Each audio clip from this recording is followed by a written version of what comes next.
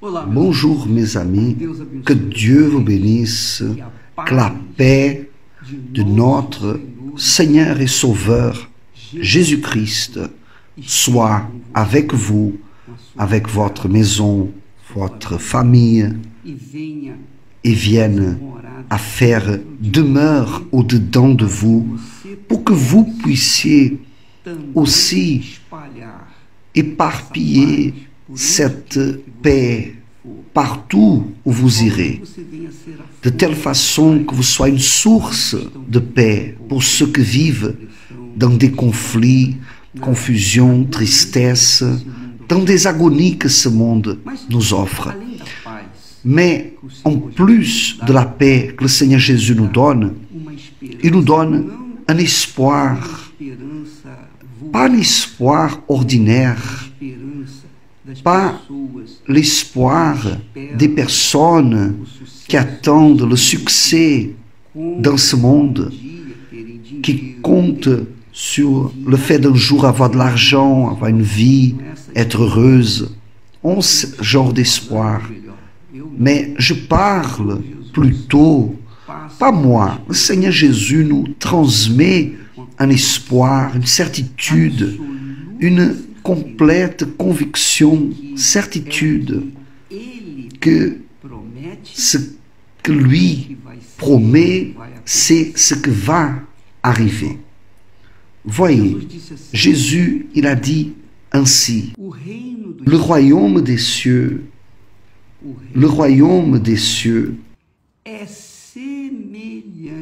est encore semblable à un trésor caché dans un champ. Le royaume des cieux est encore semblable à un trésor caché dans un champ. L'homme qui l'a trouvé le cache.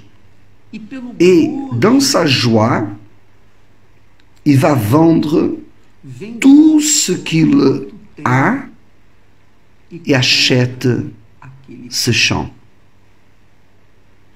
Voyez quelle merveille, mon ami. Jésus parle alors que le royaume des cieux,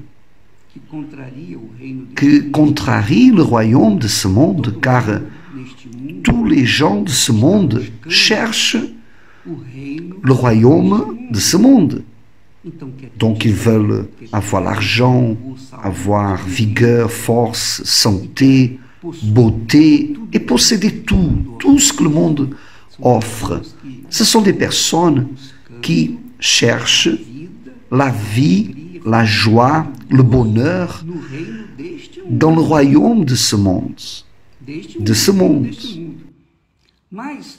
Par contre, Jésus parle ici du royaume des cieux. Le royaume de ce monde est passager, tout le monde le sait.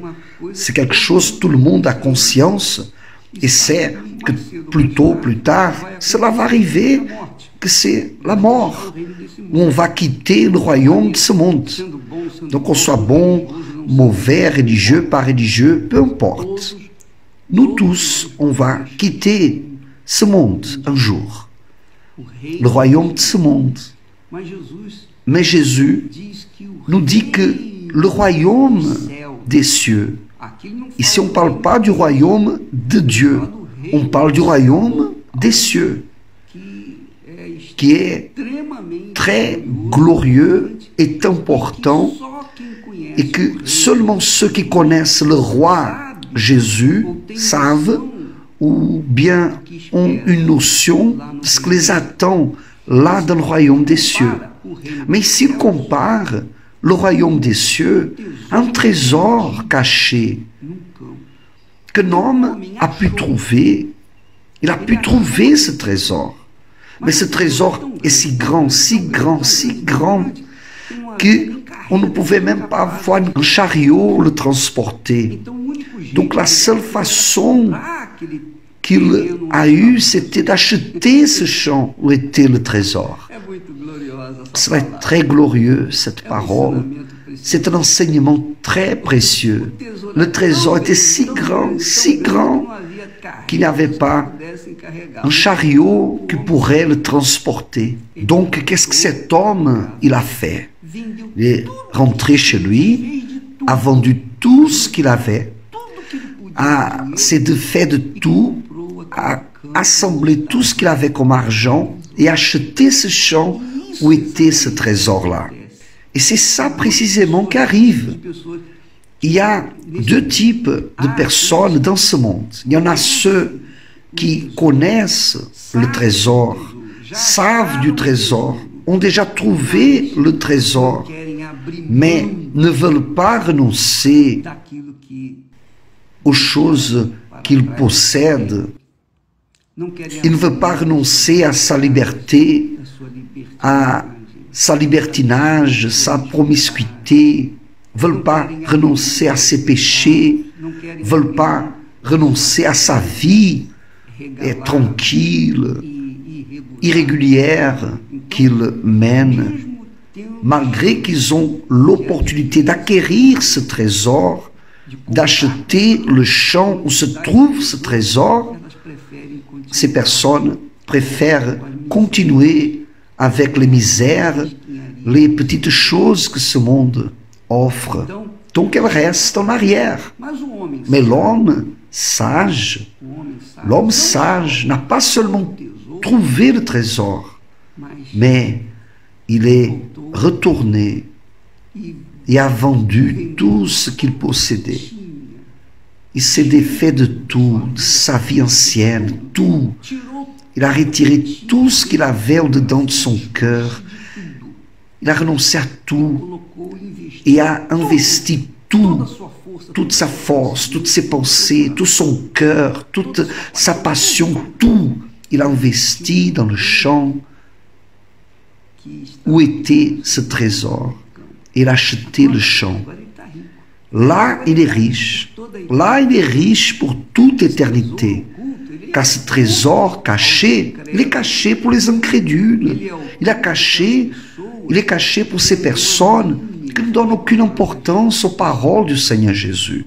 Il est caché pour les personnes qui disent ainsi: moi je suis catholique, je suis né catholique, je vais mourir catholique. Ce sont des personnes qui insistent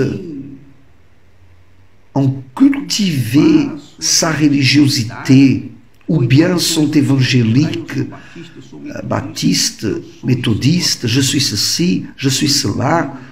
Mon ami, ces personnes sont si aveugles qu'elles ne peuvent pas voir le trésor qui est dans ce champ. Parce que le trésor est caché à ceux qui sont aveuglés par les choses que le monde offre. Mais pour les gens qui sont sincères, qui sont à la recherche de la vérité, ne sont pas à la recherche d'une religion, ne sont pas à la recherche d'une philosophie. Elles veulent la vie. Elles sont fatiguées d'entendre parler de Dieu par ici, par là. Elles sont fatiguées d'entendre parler de Jésus. Mais Jésus devient comme qu'une histoire, un personnage de l'histoire. Elles ont des informations sur Jésus, mais ne le connaissent pas personnellement, n'ont pas une expérience avec lui. Alors ces personnes qui sont sincères, Dieu leur donne l'opportunité de prendre possession du champ où se trouve le trésor qui est semblable au royaume des cieux. Et lorsque ces personnes ont l'opportunité et ont une expérience personnelle avec le Seigneur Jésus, lui connaissent dans tout son honneur, toute sa gloire, alors ces personnes certainement renoncent à tout, renoncent à ses péchés, renoncent à ses premiers amours, renoncent à sa famille, renoncent à sa propre vie. Elles vont renoncer à sa propre vie pour acquérir ce champ où se trouve le royaume des cieux qui est éternel, où les gens qui rentrent ne meurent jamais, où les gens qui rentrent ne connaissent pas des pleurs, ne connaissent pas de l'angoisse, ne connaissent pas la tristesse, ne connaissent pas la dépression, ne savent, n'ont même pas le souvenir qu'ils ont vécu dans ce monde cruel. Elle n'a pas souvenir de ces êtres chers, n'ont souvenir de rien. Vivent une vie complètement nouvelle. Donc le royaume des cieux est quelque chose qu'on ne peut pas décrire. Même si on essaie de parler, il n'y a pas de mots pour le décrire, car il est immense. Il est comme Dieu. Vous ne pouvez pas le décrire, car il est esprit. Et le royaume des cieux, il est indescriptible. Donc, quand une personne rentre dans ce royaume, prend possession de ce champ où se trouve le trésor, alors elle ne veut plus rien d'autre dans sa vie. Elle est déjà satisfaite. Son bonheur est déjà arrivé jusqu'à elle. Mon ami, pour que vous ayez cette joie, cette allégresse, cette paix, pour que vous ayez le droit à une vie permanente, éternelle, où on ne vieillit pas. C'est bien ça. On ne vieillit pas, car la personne laisse d'être chair et os pour être un esprit vivifiant. Donc, elle, quand on retrouve ce trésor, elle fait tout pour prendre possession de ce champ-là. Donc, il est là à votre disposition. Mais pour que vous preniez possession de ce trésor, vous devez acheter le champ. Pour acheter le champ, vous devez mettre à disposition toute votre vie. Renoncer à vos projets personnels, vos rêves. Renoncer à tout ce qu'il y a dans ce monde, même au niveau de la famille. Votre famille doit être en deuxième plan. Vos êtres chers doivent être en deuxième plan. Votre vie doit être en deuxième plan. Car en premier plan doit être le Seigneur des cieux, le Seigneur Jésus. Donc vous renoncez à tout pour avoir le Seigneur de la gloire au-dedans de vous, dans la personne du Saint-Esprit, l'Esprit de Dieu, l'Esprit de la foi, l'Esprit de la paix, l'Esprit consolateur. C'est lui qui révèle le royaume des cieux pour les appeler et élus.